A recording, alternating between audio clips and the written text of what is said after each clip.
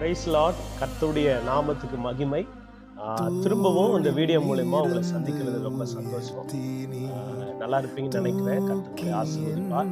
ஒரு நல்ல விஷயத்தோட உங்களோட நான் பேச வருகிற மறுபடியும் ரொம்ப நாளைக்கு அப்புறம்.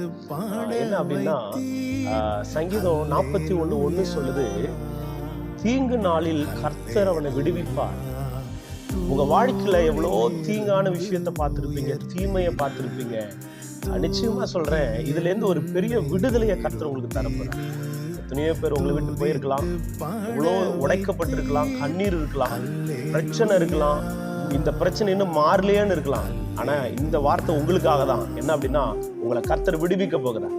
நிச்சயம் ஒரு அற்புதம் நடக்கும். இந்த வீடியோவை நீங்க பாக்குறீங்கல்ல, உங்க வாழ்க்கையில ஒரு பெரிய நன்மையை இயேசு தரப்போகிறார். அதனால நீங்க ஒண்ணு சொல்லணும், இயேசுப்பா, நான் உங்களை தேடுறவனா இருக்கணும், உங்களை தேட வைக்கிறவனா இருக்கக்கூடாது.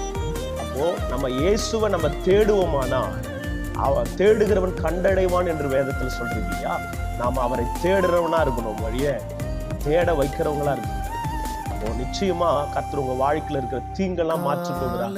ஒரு நன்மை உங்க வாழ்க்கையில நடக்கும். தேங்க்யூ. கர்த்தர் உங்களை ஆசீர்வதிப்பார். ஆமென்.